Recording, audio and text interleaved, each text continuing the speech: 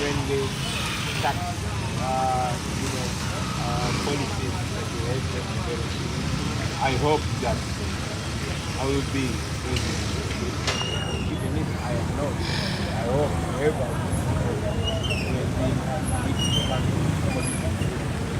but what will happen in 5 years if Museveni is still in power? If the nationwide is still supporting him and still funding him, then we will have more those that are 10 years, those that are 12 years now, they will be 17. Or they will be more resistant. Therefore, they will be more political background, they will be more political behind the back.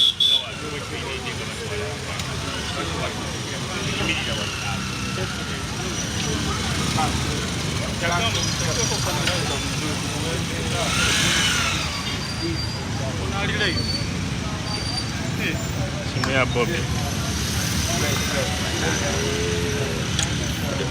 Bado iloka ile oba yote chusa bundi sengere ndekere yapara Ewedde kanjije ewedde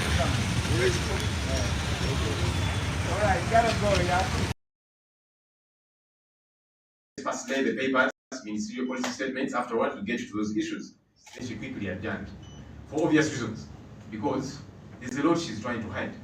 And we are saying we will not allow for anything to be hidden. We are going to be insistent on these issues. Because it's my job as the leader of the opposition to keep government in check. And as I have said severally, government includes the executive, the legislature, and the judiciary. So as I insist on these issues, I don't have anything personal with the Speaker. I'm simply doing my job. The other issue was we asked Parliament to comprehensively respond to these concerns that have been raised in the public. That has not happened. So what I have done, I have written to a couple of entities. I've written to the IGG, Financial Intelligence Authority, DPP, and the Auditor General, asking them to operate within their mandate to investigate matters of financial impropriety and other issues that are happening here at Parliament. Because those entities are put in place by law and they have different mandates, which mandates we expect them to operate within. And perhaps before I get to the detail of the letters, I'm going to show you the letters that I did write and the content therein. Just to remind us the issues that we're also putting before these entities that we want them to look into. Issues that we have severally talked about. One is per diem of the Speaker, because the Speaker, in a period of 164 days, actually 146 days,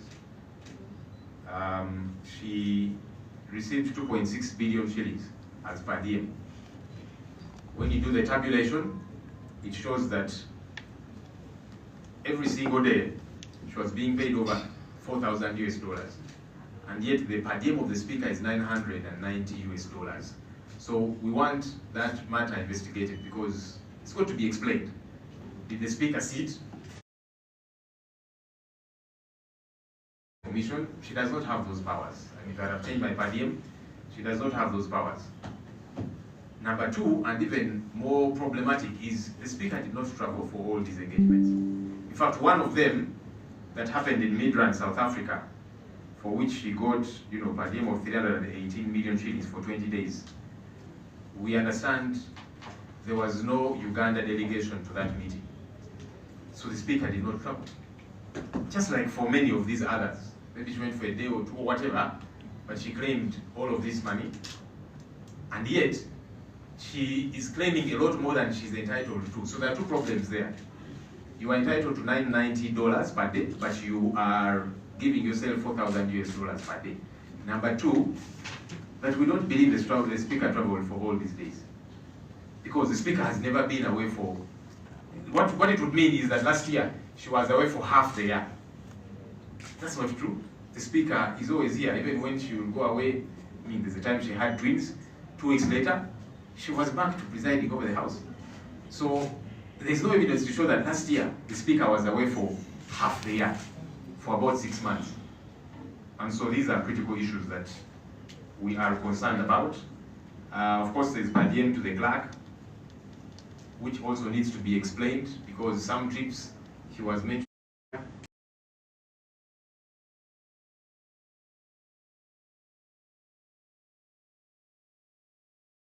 And then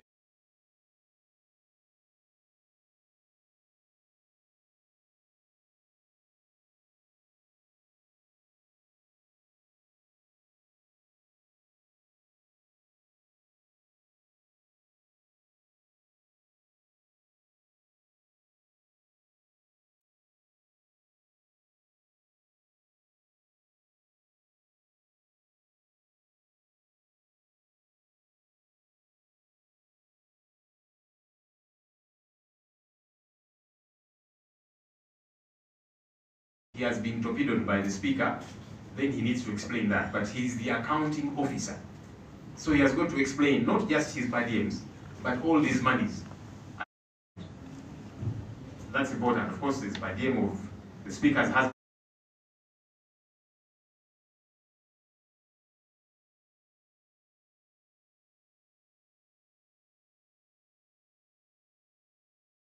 The other issues are staffing concerns, as we did raise them. The General's report. People, that's illegal. They are failed and they're earning money for not doing work. The other issue is, of course, the commission, people who sat and they awarded themselves money irregularly.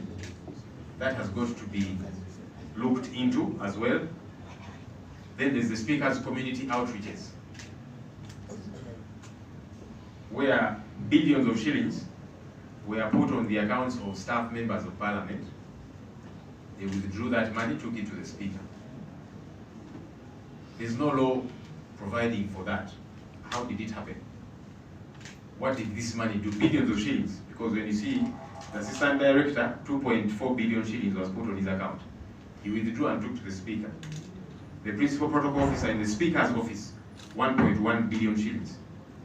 Mr. Chris Obore, spokesperson of Parliament, 1.9 billion shillings was put on his account, which he withdrew, took to the Speaker. We want that explained. Okay. Another officer in the Speaker's office, 4.5 billion shillings. Put on his account, he withdraws, takes to the Speaker. What are these activities? We want them explained, because these are billions of shillings. We want accountability for this money, but also it's illegal for these monies to be put on the accounts of staff. And hopefully staff at Parliament will learn, because you see, they will cause you to commit an illegality, and it's not enough for you to explain and say, it wasn't my money, I simply withdrew it and took it to the Speaker. How did you get involved? How is it that billions of shillings are wired to your account, your personal account? So they've got to explain these issues as well. There's also direct payments to the Director in the Leader of Government Business Office, 4.4 billion shillings that was put on her account for certain works. Which ones? All of these have got to be explained. Even as we are writing to these entities. The other interesting issue is a contract. With me, I have a contract between the Parliamentary Commission and Mama Bukedia FM. This is a radio station belonging to the Speaker of Parliament. This contract is worth 3.13 billion shillings. Apparently to do Parliament-related work. Which work is that? We are asking what procurement regulations were followed for this radio station of the Speaker to get this contract worth 3.13 billion shillings. What work is it that this radio station does that you, other media houses, don't do? Because many of you cover Parliament Live and so on. You're not paying this money. So what special work is the Speaker's radio station doing for Parliament for it to be awarded a contract worth 3.13 billion shillings? What procurement regulations were followed? But also, more disturbing is that the contract is signed by staff in the office of the Speaker as managers of her radio station. How do you explain these ridiculous things? This is a contract worth 3.13 billion shillings. So aside from how it was given out, but the people on behalf of the Speaker's radio station are staff in her office here. So all of these illegal acts have got to be thoroughly investigated. We demand answers. Now, I had talked about the letters that I have written to the different entities. The first one is to the Inspectorate of Government, and this letter was received. I am asking and urging the Inspector General of Government to investigate the financial impropriety, all these allegations, financial impropriety, irregular staff recruitment, this contract for the radio station, and so on and so forth, happening here at Parliament. I saw the Inspector General of Government saying that the Auditor General is investigating and so she is stepping aside. And we're saying, wait a minute, IGG, what exactly are you running away from? Why are you running away from your responsibility? Because the mandate of the IGG is clear. The IGG cannot say that there is somebody else who is investigating, in fact auditing, because the Auditor General audits, of course, as the investigator and so on. But the IGG cannot say, the Auditor General is investigating, so let me step aside. No. Do not run away from your responsibilities, except if you're saying you're too scared as well. So there's no law, because the mandate of the IGG is very clear. The mandate of the Auditor General is very clear. There's no overlap. So there's no law that bans the IGG from investigating a matter just because somebody else is investigating. Because the IGG is an independent entity, statutory entity put in place by law. So we think that the IGG needs not to run away from her responsibility, which is very clear within the law. And the mandates are different. Besides, the Auditor General is an officer of Parliament. We understand that the Speaker asked the Auditor General to come and carry out an audit regarding these issues. We are not very convinced about that audit, because one, the Auditor General is an officer of Parliament.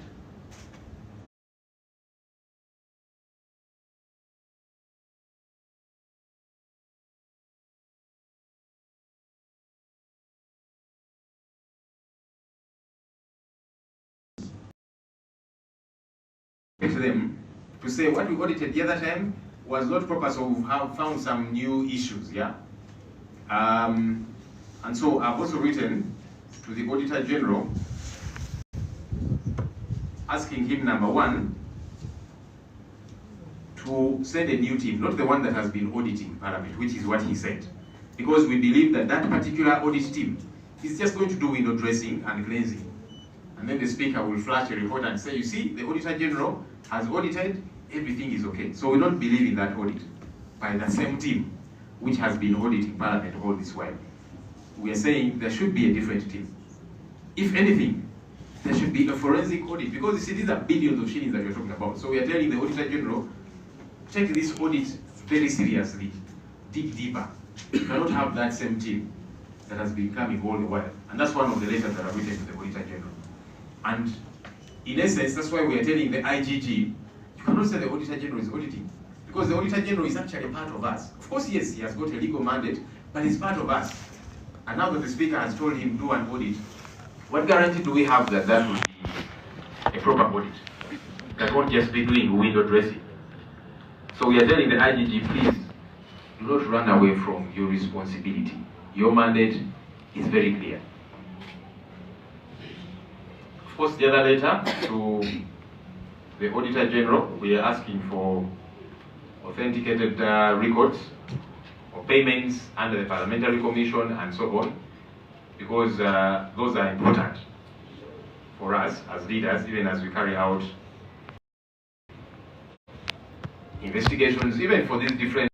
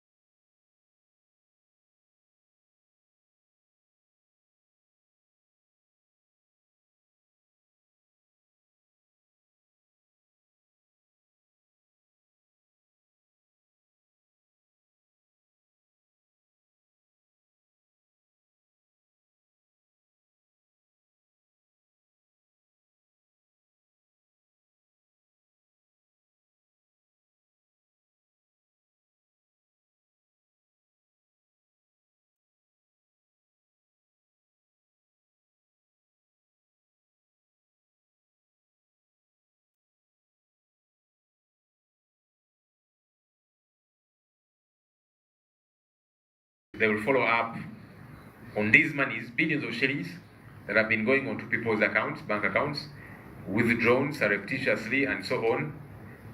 Our hope is that Financial Intelligence Authority, which is empowered by the Anti-Money Laundering Act, will dig deep into these issues, because there are clear, glaring issues of money laundering. Billions of shillings onto people's accounts, and then they are withdrawn immediately. What exactly is this money doing? Going on to people's individual accounts.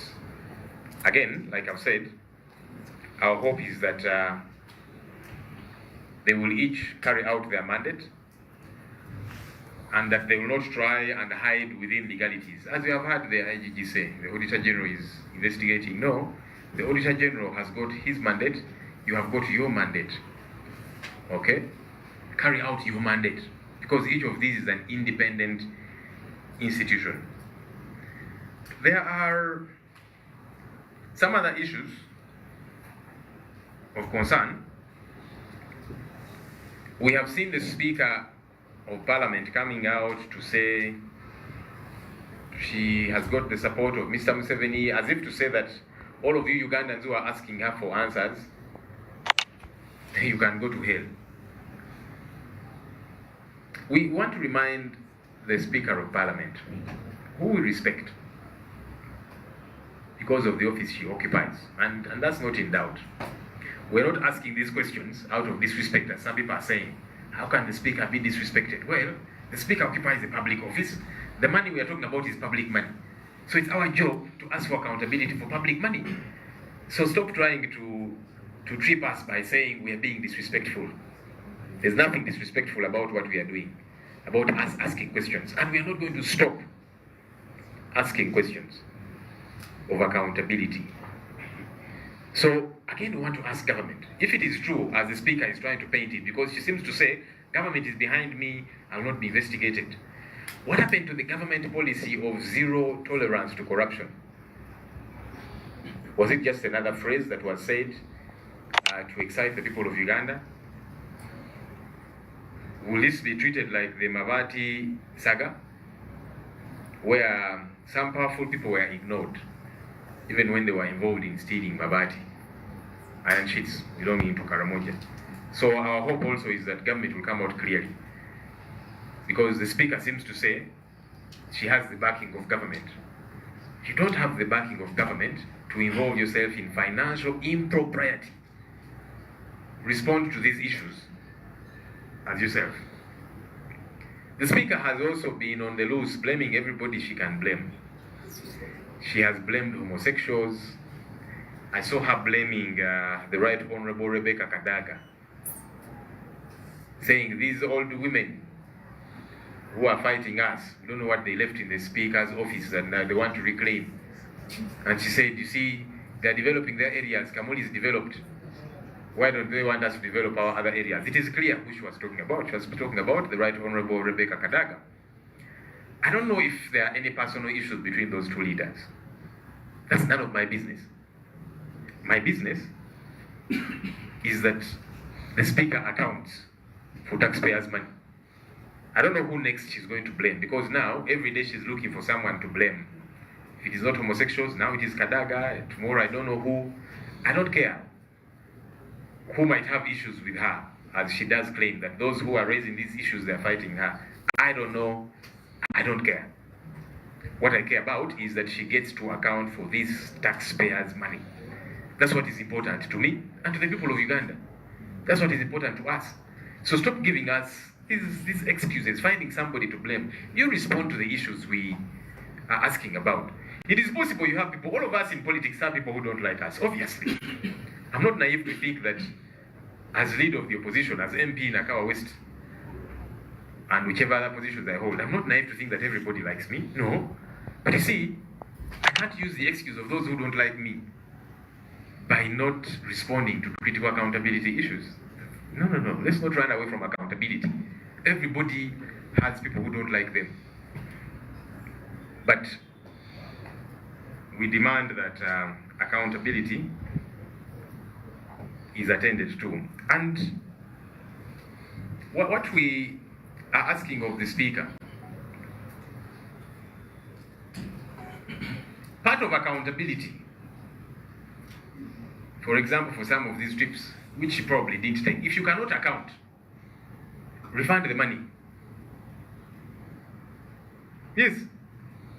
Of course, there are other things which there is no other way she can sanitize them, yeah? But for these trips, which we believe some of which you did not take, because you cannot be in Kigali for the EALA Games and in Nairobi at the same time, it doesn't make sense. Refund that money. Because it's taxpayers' money, that's part of being accountable. And I want to give us an example, because I've seen some people talk about it in my own situation.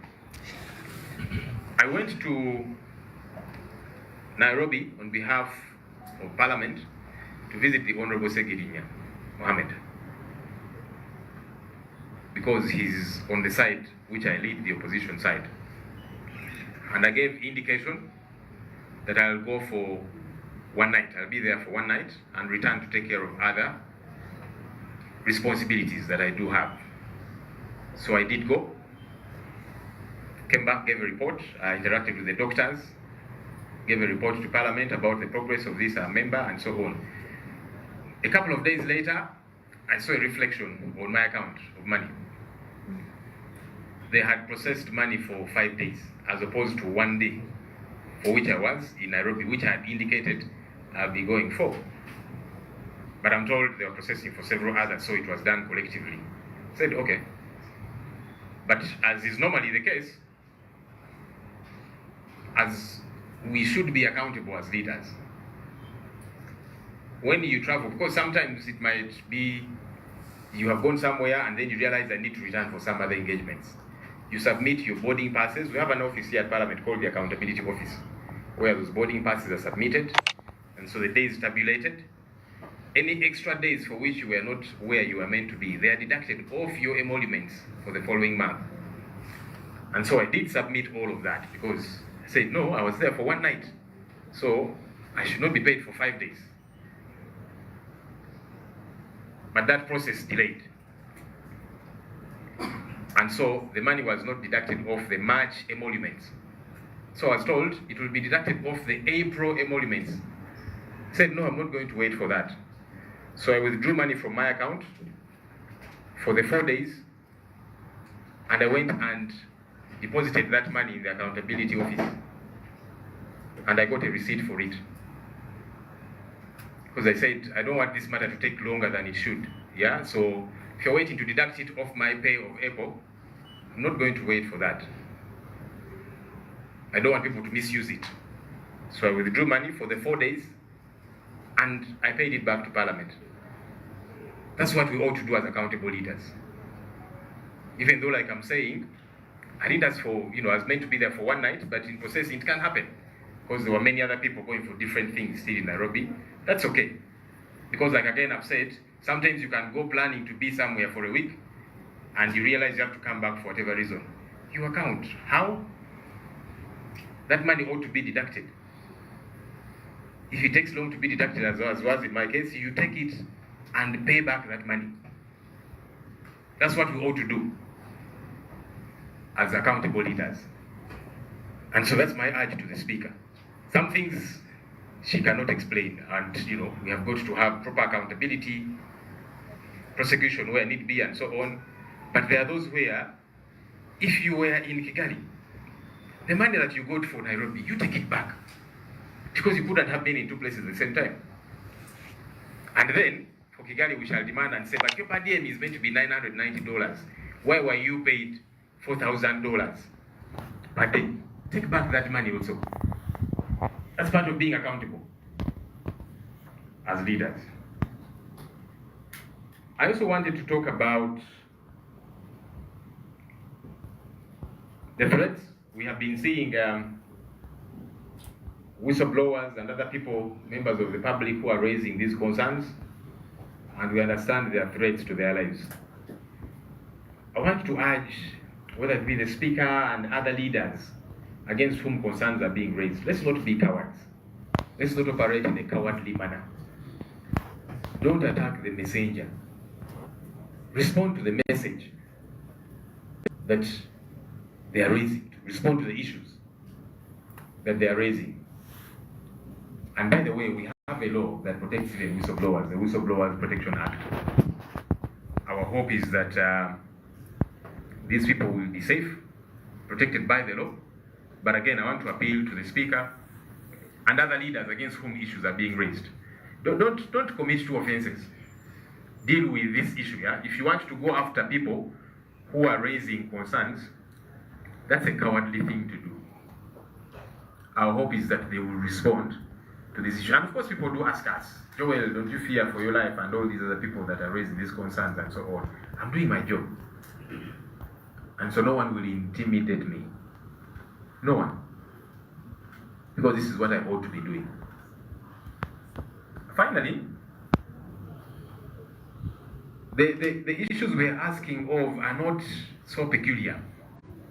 Some of you who are following news, the Speaker of the South African National Assembly, which is their parliament, the Right Honorable Mapisa Nkakula, is under investigation. In fact, police raided her home to search it and to carry out several investigations. They're investigating her for having received bribes from contractors to the tune of $120,000 US. Now that's even peanuts in comparison to the monies we are asking for accountability about our Speaker and our Parliament here. But that's to show you that no one should be above the law. And South Africa is not a perfect nation, but they're showing that even a Speaker of Parliament can be investigated. So our Speaker of Parliament is not above the law. She too ought to be investigated. We had hoped that she would come out much earlier before investigations, come out, respond and give accountability. But she has not, and so we are saying she's not above the law. And again, for the avoidance of doubt, we respect the Speaker and her office. But we are not going to keep quiet when it comes to accountability issues. No. And no one will intimidate us. So we want responses to these issues. Our hope is that these offices that we have written to will take action immediately. And thank you. Uganda. I have a question from that. Maybe let's ask questions afterwards, then I can respond to them all. After Uganda for... Why not Swahili, for example? Nyankore, Soga. Kale, olwaleero tubayise nate nsonga ez'enjawulo mujjukira twali wano ne twogera ku nsonga ezigenda maaso wano mu parliament era nga tubanja accountability embaliriro okuva ekitongole kya parliament ne speaker atukulira. Twasaba speaker ebintu byalinga bisatu. Okusookera ddala ayite commission meeting kuba commission yetwala parliament eno era yesalawo sente mmeka ezikozesebwa ku ki byonna byonna yebisalawo nga commission era commission tetuulanga ne muwandiikira ebbaluwa. Oweekitiibwa speaker yaddamu ebbaluwa yange nga annyonnyola ebintu bingi nti kakati tuli mu process ya budgeti, commission tesobola kutuula. Yino ebbaluwa gye yaddamu n'angamba nti ekitono ennyo commission ejja kutuula eyo nga tutandise Julaayi, tumazeko June, tutandise Julaayi. Neŋŋamba ate bijja biti ebyo kubanga nekitegeerako nti commission yasemba okutuula mu August omwaka oguwedde. Kakati kogamba nti tujja kutuula commission eyo mu Julaayi n'okweyongerayo omwaka guba guweze. Nga neebuuza ani atuulanga commission okusalawo ensonga zino eza ssente zikozesebwa parliament kubanga commission yevunaanyizibwa ku nsonga ezo. Era nga njagala kujjukiza speaker nti tayinza kulowooza nti ayinza okutuula ye nga ye n'asalawo nti kakati afuuse commission yakulembera commission naye ye nga ye si ye commission. Just like nga bwali speaker wa parliament naye si ye parliament tasobola kutuula nga ye n'agamba nti kakati mpisiza etteeka. Nedda, alina tukubiriza ne tuliyiza. So ne commission erikuba member ab'enjawulo nga nange gwendi. So tayinza kugamba nti kati ajja tutuula ye nga ye asalawo kyayagala okusalawo nga commission. Nedda.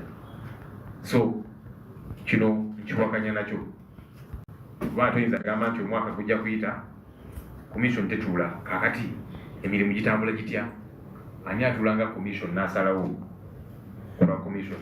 Ensonga endala twamusaba ayite olukiiko lwa parliament twogere ku nsonga zino. Olukiiko n'aluyita nyina mwamulaba n'abuzaabuza n'alimba n'okulimba kubanga yagamba nti loofu katumalize baminisita okulenga ministry of police statements zino then ensonga ezo tuzoogereko bulungi. Niyo olwamala okulenga ministry of police statements parliament n'agigalawo n'adduka emisinde. Niŋŋamba bannange waliwo ebifo by'obeeramu ate nga tulina kweswaza nnyo tubeera mulimba kutuuka awo. Naye anyway ekyo kyalaga nti Oweekitiibwa speaker alina kyakweka, alina kyatayagala kunnyonnyola ku nsonga zino ate nga ffe tugamba tetugenda kumukkiriza kukwekereza kintu kyonna ku nsonga zino. Ekirala twasaba parliament eveeyo mu ngeri ennambulukufu ennyonnyole ensonga zino eddemu bannayuganda ebibuuzo bye babuuza. Ekyo nakyo tekyakolebwa. Mpandiise amabaluwa nga mpandiikira ebitongole ebyenjawulo, mpandiikidde IGG, mpandiikidde Financial Intelligence Authority, mpandiikidde DPP, mpandiikidde ne Auditor General nga mbasaba okunoonyereza ku nsonga zino zigenda mu maaso mu parliament kubanga buli omu ku bitongole bino balina mandate yaabwe okunoonyereza ku nsonga zino. Naye n'ebyokusooka okubajjukizaamuko ku nsonga zetugamba nti twagala tufune ennambulukufu ennungi kubanga tuzze tuzoogerako. Abamu bayinza okwebuuza nti naye nsonga ki ezo? Okusookera ddala nsonga eza PADM eza Oweekitiibwa speaker omwaka oguwedde twakitegeera nti yatambula mawanga ag'enjawulo kumala emyezi nga 6 era n'afuna PADM wa buwumbi 2 ne miliyoni 6 2.6 billion. Ekizibu ekiri ku nsonga zino okusookera ddala si kituufu nti speaker omwaka oguwedde yali taliwo okumala emyezi nga 6 kubanga ne bwe yafuna abalongo wayitawo weeks 2 n'akomawo wano mu parliament okukikubiriza. Posi twamugamba speaker nga woyanguyeeyo naye anyway dembe lingo omuntu wabawulira nti kati ali ready so kakati gine emyezi omukaaga omwaka oguwedde ya speaker taliiwo gyali ddi kubanga si kituufu ekyo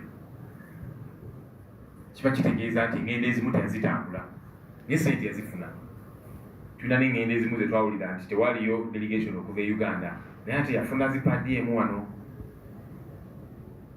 Ekirala ekyenkiza ennyo paddiemu ono yamwongeramu mumenyi w'amateeka kubanga sipiika bw'atambula wabweru w'eggwanga buli lunaku aweebwa $909 muyamba okufuna woteeri ekyokulya n'ebirala byonna babifactoringamu omwo. Naye ate bw'olaba ssente zino ezaamuweebwa buli lunaku yali aweebwa $400 ezisukka mu 4,000. kakati sipiika yatulayo nga ye n'asalawo nti kakati kaneeyongeze kuba talina buyinza obwo si ye yeesalirawo ye nga ye ekikola atya nga tugamba twagala embalirira ku nsonga ezo. Ekirala of course twabyogerako commission yatuula bakommissioners neyali leader of opposition ne beegabira ssente awo engeri y'obumenyi bw'amateeka buli omu nakyogeddeko ne Uganda Law Society efulumiza ekiwandiiko n'abalala nga bagamba kino kyali kya bumenyi bw'amateeka. Waliwo abalowooza nti z'ensonga za NUP nakiya munaye n'abakukundula mu by'amateeka bavudde ne bagamba kino kikyamu. Abaali ba leader of opposition bonna baavaayo ne bagamba kino kikyamu. In fact neyali excuse yali eweebwa mu kusooka nti waliwo petition ba leader of opposition abedda bwe baleeta petition nga baagala akasiimo bakyegaana bonna. So kati nga tugamba ensonga eno nkyamu nga tugyagalako obulambulukufu obulungi. Ekirala ajeemeza abantu abalala nga clerk wa parliament era naye yatambula engendo ez'enjawulo ezimu nga zikontana. Olaba dates zalina okubeera e Kenya ate bagamba alina awalala kijja ate ssente ezo zonna n'azifuna. Naye ate ekyenjawulo ku clerk wa parliament, clerk ye accounting officer owa parliament ye. Kitegeeza nti buli ssente efuluma erina okubeerako omukono gwe. Kakati naye alina bingi ebyokunnyonnyola yeyayongeza sipiika ssente zino mu ngeri etategerekeka yabikola oba maybe aveeyo agambe nti sipiika yansinza amaanyi nga sirina kyakukola naye nga ye talina bwabiddukamu bino ebintu kubanga bwe buvunaanyizibwa bwe ye nga accounting officer. Of course mulimu n'endala eza abantu abalala padiemu nga Oweekitiibwa Magogo. Ensonga endala yali ya ku bakozi wano ku parliament nga bwe tubiwulira babawo emirimu mu ngeri etategerekeka. Ne Auditor General tunokolayo mu ripooti ye gagamba nti abantu bangi abaweebwa emirimu naye tubanoonya wano tubalaba baliwa bafuna omusaala era nga bwe tubiwulira bateekebwa ku payroll ne bafuna emisaala naye ate bali balina gye bakolera eyo mu bizinesi z'abantu ab'enjawulo naye nga bafuna omusaala wano. Kikyamu eno nga abakozi abalina okubeera wano contract ziweddewo tugamba muzize bujja abagamba tewali ssente naye waliwo ssente ezikola ebintu ebirala bitategerekeka. Ensonga endala community outreach ezo eza sipiika ssente mpitirivu buwumbi na buwumbi ezaatibwa ku akawunti z'abakozi wano ku parliament. Omu assistant director wa HR ku akawunti ye baateekako obuwumbi 2 million 2.4 billion nazijjayo nazitwalira sipiika. Omulala principal protocol officer mu office ya sipiika 1.1 billion kawumbi. Omulala Chris Obole ono yayogerera parliament 1.9 billion akawumbi kamu 1 million 9 zateekebwa ku akawunti ye naye nazijjayo nazitwalira sipiika zakola mirimu gya sipiika. Mirimu ki egyo ekitegerekeka. Ne officer omulala yaweebwa ku akawunti ye kwateekebwako obuwumbi 4 million 5 4.54 billion bazitwalira sipiika okukola emirimu ki egyo gya community nga bwe bagamba. Mbalirira eriwa era kijja kitya nti buno buwumbi na buwumbi buteekebwa ku akawunti z'abakozi wano era n'abakozi wano ku parliament balina okwegendereza wakati balina okunnyonnyola bakristo Obole n'abalala. Obuwumbi n'obuwumbi buteekebwa butya ku akawunti oba yabawaako oba kiki ebyo banaabinyonnyola naye kino kimenya amateeka. So kaakati n'abakozi bano ku paalamenti balina okwegendereza kubanga bajja bakozesa ensobi. Anti kaakati ku akawunti y'enkya bajja teekako sente zino zijjeeyo zindeetere naye kati eri mu records kiraga nti gwe wazifuna ofuna zaaki. Toyinza gamba nti yali mistake nange nazisangayo busanzi nenzijjayo nenzitwala ewa sipiika. Kitegeeza nabo baabirimu bino omupango guno nga balina okwennyonnyolako bano nabo. N'omulala director mu office ya lead of government business akawunti kwateekebwako obuwumbi 4 million 4 zino zakola mirimu za office of government business. Eyo office ey'Oweekitiibwa Nabbanja oyo naye alina okunnyonnyola sente zino zaali zaaki era nga lwaki ziteekebwa ku akawunti ye ng'omuntu. Ensonga endala eno contract wakati wa parliament ne radio gye bayita Maama Bukedde ya FM. Eyo radio bakitegeerako nti radio ya Oweekitiibwa Sipiika yennyiniyo. Radio eno yaweebwa contract ya buwumbi 3 million 13 okukola emirimu gya parliament. Mirimu ki egyo twebuuza? Era bayita mu procurement regulations ki?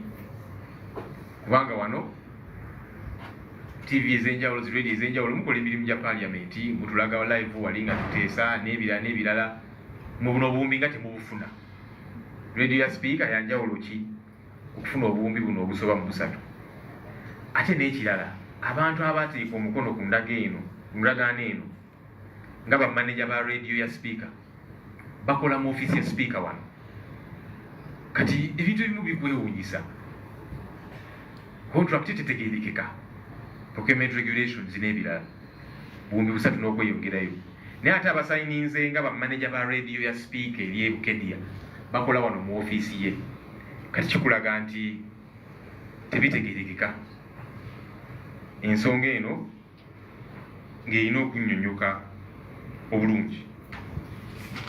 Amabaluwa ge nabategeezezaako ge nawandiise yasookedde eddala ya IGG Oweekitiibwa Betty Kamya.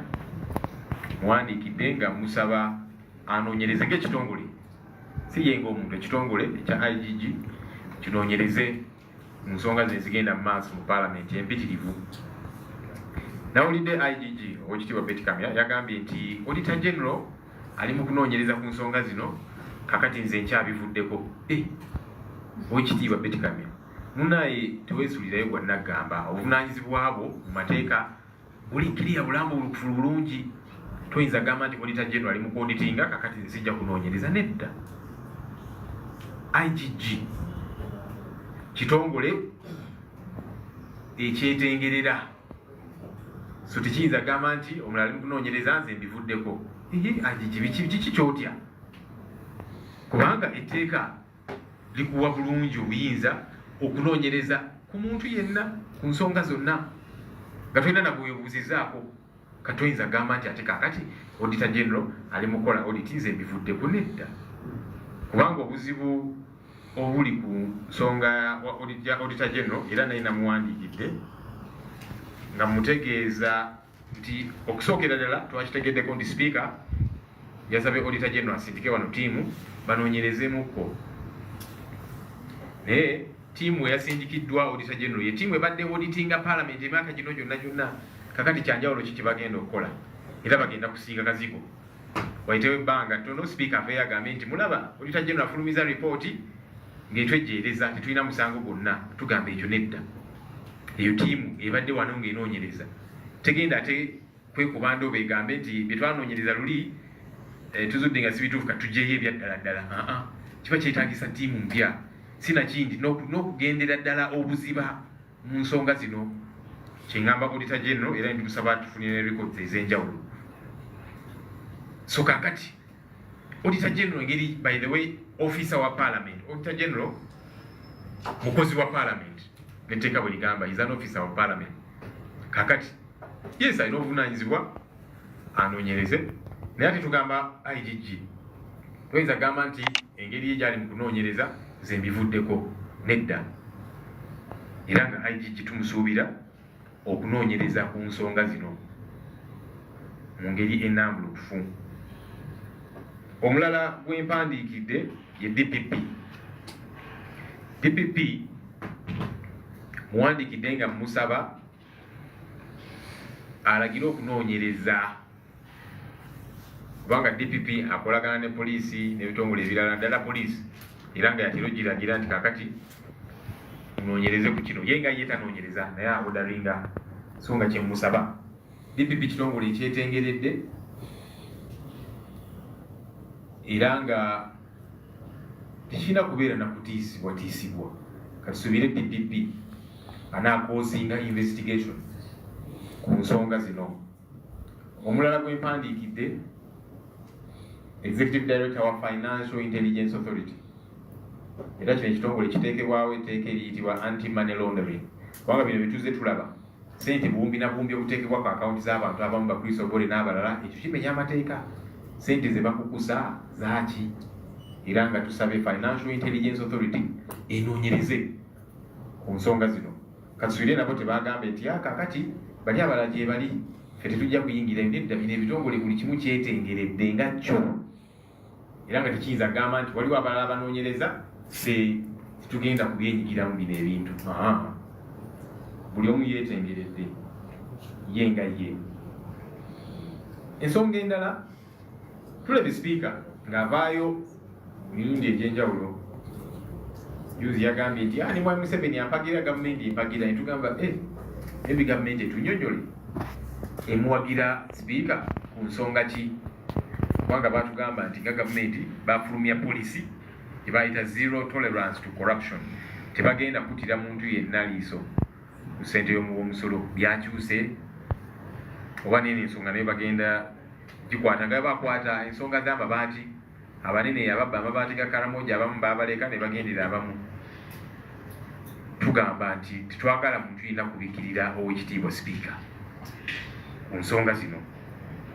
Sipiika ze ng'afuna lwekwaso twali mu paalamenti neyekwasa abali b'ebisiyaga nti be bamulwana tugamba yi bannayuganda abakubanja embalira ku ssente zaabwe ate kakati obayise bali babisiyaga bannayuganda tubawe ekitiibwa zino ssente zibabanjako embalire ssente zaabwe katoyinza bagamba temulina bibuuzo bimuna kumbuuza mmwe muli bali babisiyaga lwaki tufuna lwekwaso lwaki toddamu ebibuuzo byebakubuuzizza kati juzi namulabye nga yekwasa ow'ekitiibwa Kadaaga yali sipiika n'agamba nti bano abakazi abakadde nnyo abali mu ofiisi ya sipiika balwana okweddiza ofiisi yange ewa sipiika bo bakulaakulanyiza ebitundu byabwe ekamuli n'awalala naye tebaagala fe tukulaakulanye ebitundu ebirala. Simanyi oba ow'ekitiibwa Anita n'ow'ekitiibwa Rebecca Kadaaga balina entalo zaabwe ng'abantu simanyi tebinkwatako nze ebinkwatako ze ssente zino zetubanjako embalirira so tusaba ow'ekitiibwa sipiika nga tukuwa ekitiibwa ku lwa ofiisi gy'otuulamu neddamu ensonga zino tekiraba kwebuzaabuza ng'ofuna kati tetumanyi mulala gwagenda kunenya kyonanwana n'onanwana naki kale ffenna bonna nga bali mu byobufuzi tulina abatulwana nange ndi wano nga loopu ng'omubaka wa Nakawa West nina abatanjagala ffenna buli omu ne kakati siyinza kwekwasa abatanjagala nga mbuuzibwa ebibuuzo eby'enkizo so kakati sipiika yes naawe olina abatakwagala nga naffe ffenna tulina abatulwanyisa mu ngeri ez'enjawulo naye ndika kwekwasa abo simanyi abakulwanyisa simanya ki tamu ssente y'omusolo eno engeri gye wagikozesaamu kitubuuza bannayuganda kye baagala odde mulekere awo okufuna lwekwaso ate nga sipiika ayinza n'okweyamba neyeetaasa ku nsonga ezimu of course walina okubeerawo okunoonyereza obulyawo ne zigenda ne mu mbuga z'amateeka naye kati waliwo ezimu zasobola okutereeza nga bukyali kati nga zino tripu zeyatambula nti buli Kigali ate kyekiseera kyekimu oli Nairobi sente zikumyewo ate olumala okukomyawo eza Nairobi n'ez'ekigali nazo olina okukomyawo ezimu kubanga padiyemu yo tugimanyi ya $900 naye kati gulwe wa 4,000 n'okweyongera buli kanaku ezo endala zikomyewo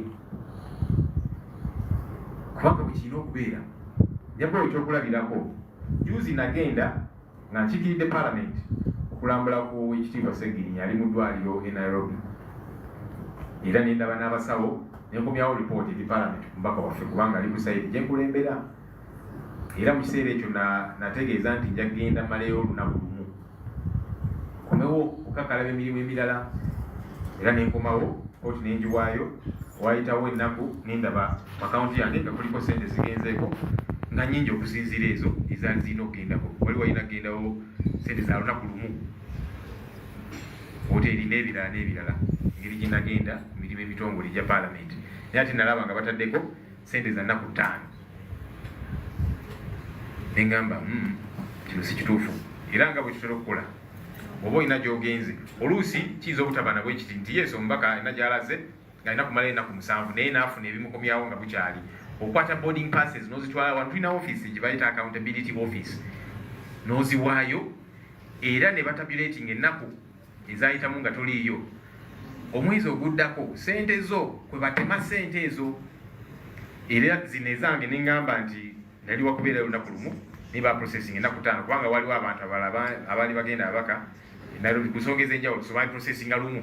Neŋŋamba kale mukikoze bwe mutyo kakati muzideducting, naye ate process yalwawo era omwezi guno sente nendaba nga tebazitemyeko.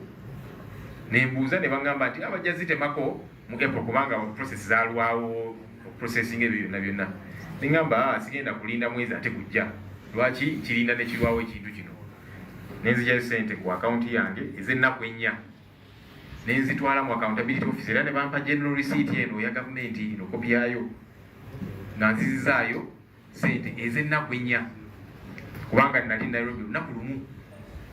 Kukirina okubeera bannange yoyo accountability owa ddala, era ne speaker kyetumugamba nti sente ze wali tolina kufuna zikomyewo, sente ezo zamuwa musolo era nga zirina kukola ku bintu ebirala.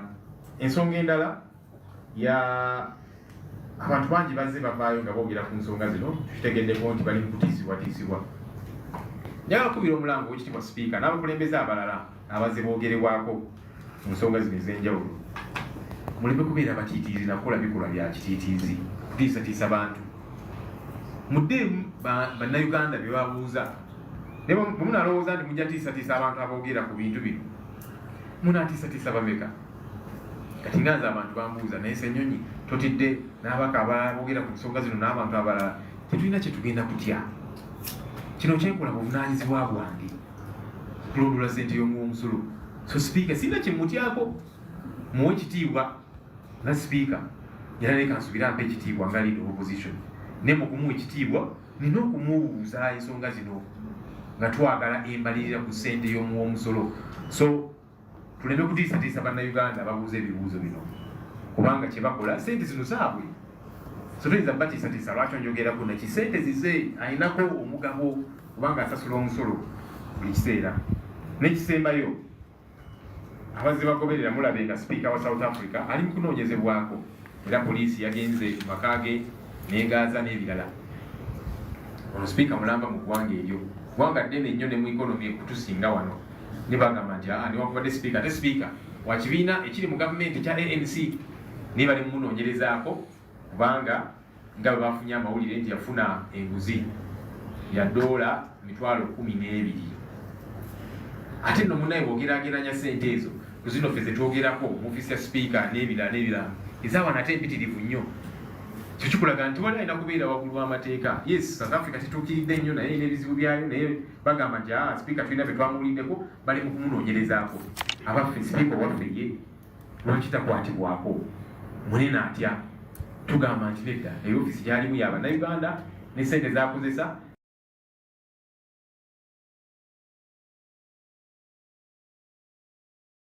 kubeera waggulu wa tugamba nti nedda eyo ofiisi gyalimu y'Abannayuganda ne ssente z'akozesa z'Abannayuganda.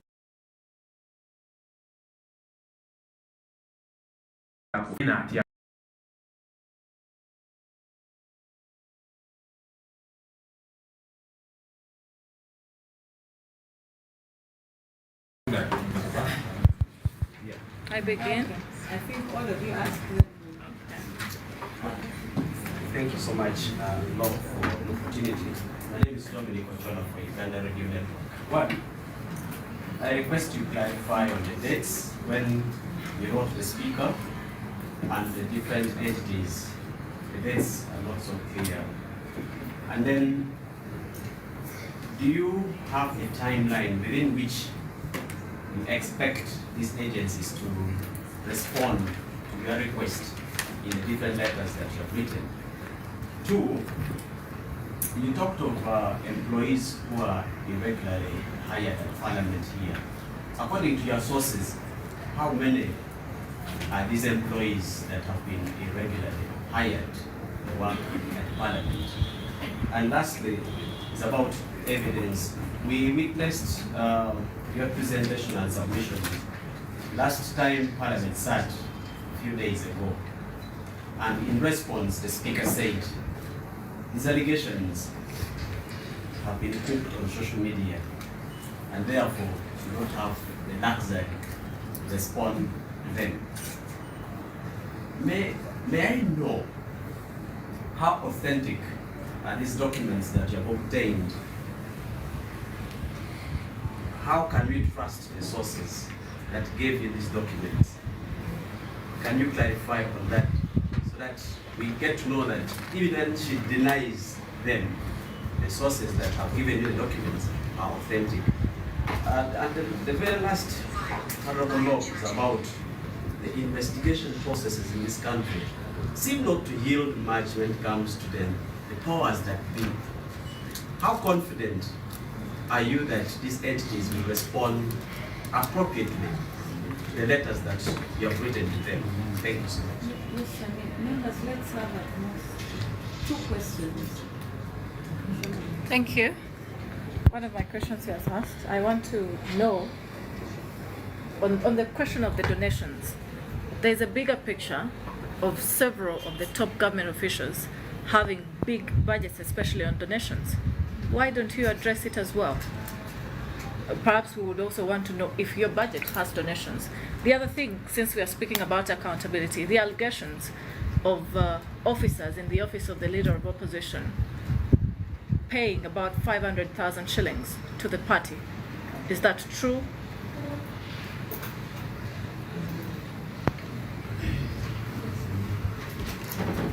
Thank you. My name is Derek Mandera. Yeah, I think it ties a little bit to his question, the last question. You have already cast doubt on the Auditor General's proficiency or efficiency to lead in investigating this matter, and you've written not only to him but also to other investigative arms of government. And we have also heard and seen the Speaker saying that the government is behind her. What happens if the investigations hit a dead end? Do you have a scapegoat? Do you have plan B for that? 2, I wanted to just know, because I've been getting comments as you've been submitting about when you refunded the money that was sent to your account. You just like to get a little bit the nitty-gritty of the debt and time and stuff. Thank you.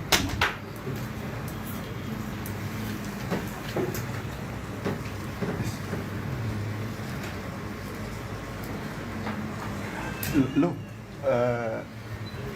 you have run to these government agencies, and some Ugandans do not trust them. Why have you done so? Yes. Look, I have a question. The same people have been on X doing this exhibition of parliament. Recently, they raised some questions on some of your members. A case in point is Honorable Kayimba, that he also took per diem from different votes, and they did put even some documents. Have you talked to them? How true is that? Any other question? Uganda?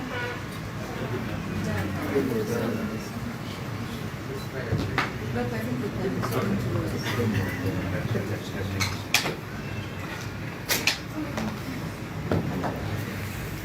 Okay.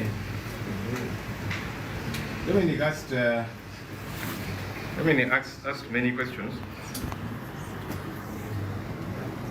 So you want all this as well translated to Uganda?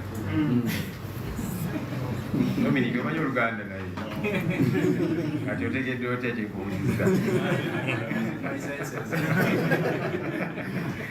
Okay, that's when I wrote to the speaker.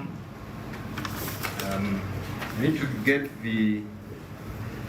I'll get that later. I'll share it with you people. When I wrote to her, but her response was 12th March, days after I'd written to her. That's regarding the commissioner. The commission. When I was asking for her to convene commission meetings, how many employees were regularly recruited? According to our sources, it's over 200. But when you read the Auditor General's report, he talks about 105 employees who are unidentified. That's in the Auditor General's report. So, and that's why we are saying we need a thorough investigation to get to the bottom of these issues, so that we get the factness of everything. Once a proper and biased investigation is carried out, we'll get to the bottom of these issues. Issues of social media. The speaker says these are social media allegations, they don't warrant a response. But the speaker has on 2 occasions sent the Honorable Francis Zake to the disciplinary committee, Rules and Disciplines Committee,